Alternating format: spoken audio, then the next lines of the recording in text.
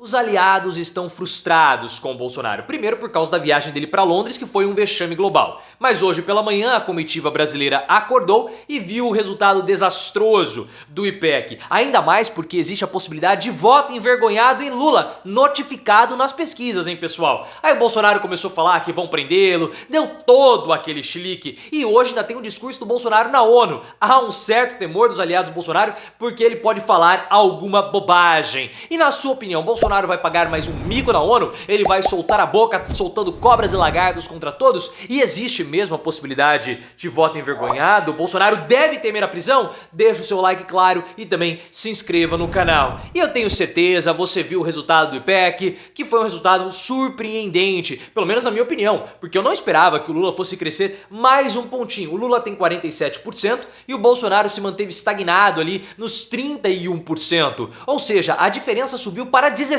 pontos. E o IPEC já mostra também a possibilidade de uma tendência de estagnação e um viés de alta para o Lula nas pesquisas que vão ocorrer ao longo dessa semana, pessoal, porque amanhã nós temos Quest e na quinta-feira o Datafolha. Todos os meus comentários sobre a pesquisa do IPEC, link aqui no card, e o IPEC também está mostrando vitória do Lula no primeiro turno. No primeiro turno, com os votos válidos, Lula tem 51, 52%. E é claro que o Bolsonaro, ele foi dormir gostoso. Onde ele está, não sei se agora já está em Nova York ou se ele viajou hoje, enfim, não sei onde o Bolsonaro está. Ele está no nosso país, né? Na terra plana dele. E ele acordou com o resultado do IPEC e ele ficou simplesmente tresloucado. Ele começou, isso segundo informações da Malu Gaspar, ele começou a soltar cobras e lagartos, começou a criticar o Instituto, começou a falar barbaridades e começou a falar que ele vai ser preso. Igual a Jeanine Áñez foi presa na Bolívia. Ele tem usado esse exemplo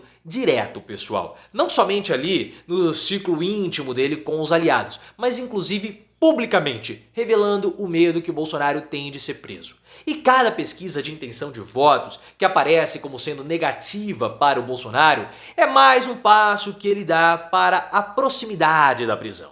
E ele sente que ele vai ser preso. Cada pesquisa que mostra que ele não começa a crescer ou que ele vê a distância do Lula aumentar, ele já começa a ficar desesperado com a possibilidade dele de ser preso. E ele estava tão revoltado hoje, com o humor péssimo, que ele falou que soltaria um discurso beligerante na Assembleia Geral das Nações Unidas. Porque tradicionalmente o Brasil abre o evento das Nações Unidas. Mas com o passar do tempo, não sei se com remédios ou não, os aliados do Bolsonaro começaram a falar para ele: olha, vai com calma, não, faça um discurso de estadista, compare o Brasil com o resto do mundo. E parece que eles convenceram Bolsonaro. Mas temos que esperar para ver se o Bolsonaro de fato vai ficar controlado, contido no discurso dele. E até o momento da gravação desse vídeo, o discurso ainda não aconteceu. O objetivo de Bolsonaro na ONU hoje, pessoal, é passar uma mensagem de estadista. Falar para o gado, obviamente, claro, ele sempre faz isso, mas tentar comparar o Brasil com o resto do mundo. Fazer um discurso mais de líder global e se direcionar ao gado mostrando essas diferenças. Pelo menos isso é o que os aliados do Bolsonaro esperam, porque na verdade ele está muito irritado e os aliados estão muito frustrados. E eu estou arrumando o meu cabelinho. E o que você acha dessa frustração dos aliados do Bolsonaro? Eles devem se preocupar porque Bolsonaro vai protagonizar mais um mico global? Deixe nos comentários e se inscreva no canal. E os aliados do Bolsonaro, eles estão muito frustrados, segundo informações do jornal O Globo. E o motivo foi a exposição super negativa que ocorreu com a viagem para Londres, porque Bolsonaro não soube respeitar o momento que o Reino Unido está vivendo, o momento de luto. Depois de 70 anos, eles perderam a sua rainha. E aí o que aconteceu? O Bolsonaro foi lá, começou a usar o evento como a situação como um evento político para ele, um evento de campanha, pegou muito mal. Nós vimos imagens de britânicos solicitando respeito dos apoiadores de Bolsonaro, os apoiadores mandando os britânicos irem para a Venezuela, e os apoiadores de Bolsonaro atacando a BBC, atacando jornalistas, uma vergonha completa e total. A exposição foi muito negativa e o que aconteceu? As menções que foram trazidas, que ocorreram aqui no Brasil na internet, foram menções negativas para o Bolsonaro. E mais ainda, a comunidade internacional se envergonhou com o Brasil, com a posição do Brasil e do presidente obviamente, e vendo a atitude dos bolsonaristas, é claro que há uma possibilidade do medo da população brasileira ter aumentado mais um pouquinho. E isso é muito importante por conta da questão de dois aspectos em favor do Lula, que pode definir o pleito no primeiro turno. O chamado voto amedrontado e o chamado voto envergonhado. Eu quero falar primeiro sobre o voto envergonhado, porque isso já começou a ser captado nas pesquisas de intenção de votos e foi captado no IPEC, segundo o Merval Pereira, colunista e jornalista do O Globo. O que é o voto envergonhado?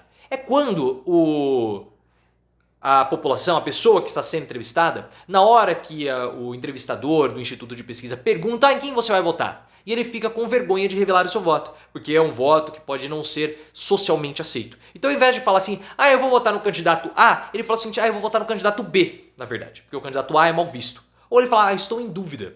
E como que você consegue mensurar a existência desse voto envergonhado? Você dá uma privacidade maior para a pessoa responder o questionário. Então você chega e pergunta assim para a pessoa, olha, em quem você vai votar para presidente da República?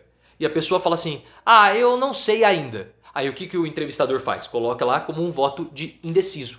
Só que depois o tablet é entregue à pessoa que está sendo entrevistada e a pessoa sozinha responde a pergunta sem ser indagada pelo entrevistador, sem ser abordada pelo entrevistador. E segundo o Merval Pereira, ao que tudo indica, os resultados da pesquisa do IPEC têm mostrado aproximadamente 4% de voto envergonhado em Lula. Porque quando as pessoas estão sozinhas, elas declaram voto de Lula. E aí o que acontece, pessoal? O voto envergonhado era a grande aposta do Bolsonaro para poder virar o jogo. Mas isso não está acontecendo. Na verdade, o voto envergonhado está sendo computado para o Lula. E se de fato o IPEC estiver certo, com esses 4% de voto envergonhado no Lula, a eleição já está definida no primeiro turno.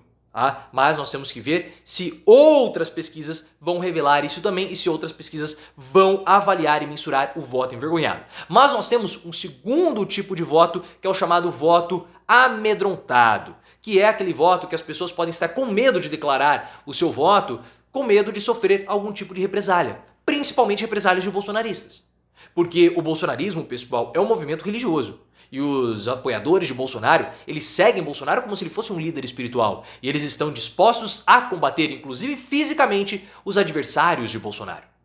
Então nós temos hoje, segundo o Datafolha, que 7 em cada 10 brasileiros temem sofrer algum tipo de ataque em função da sua posição política. Então muitos petistas, eles podem estar, ou apoiadores do Lula, podem estar também com receio de declarar o seu voto a Lula. Então é possível que exista uma subnotificação dos votos em Lula nas pesquisas. Então, se você começar a ver, nós temos a possibilidade de fato de termos dados subnotificados. Primeiro as pessoas com medo de declararem seu voto a Lula e depois as pessoas com vergonha de declararem seu voto a Lula, independentemente do motivo que faz com que elas, na hora de falar para o entrevistador, deem outro nome ou uma outra resposta, ao invés de falar que vão votar no Lula. Mas, ao que tudo indica, estamos caminhando para uma definição no primeiro turno, o que desespera ainda mais Bolsonaro e os seus aliados.